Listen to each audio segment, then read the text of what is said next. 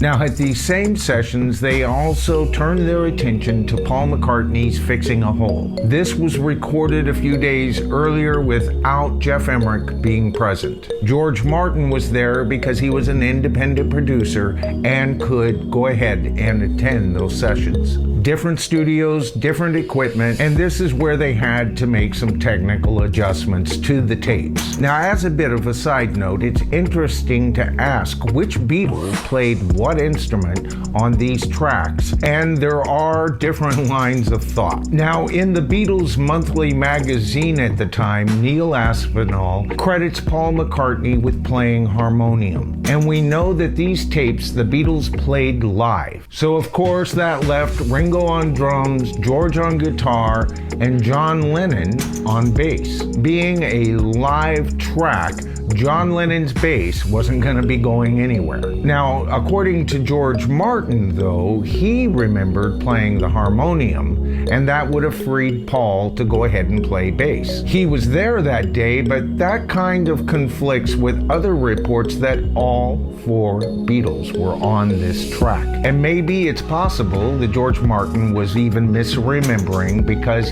he had played harmonium on a Beatle track before. The notes that are played, the way the bass part is developed, is very McCartney. But there are portions to the line that deviate from his style. I think McCartney developed the basic idea of the bass line, and John fiddled with it. There are places, if you give a real close listen to this track, where it doesn't quite have that McCartney feel. But all in all, it's a wonderful bass track, so kudos, John. Either way, this is the one track on the entire album where the bass guitar was not added as an overdub later in the recording process.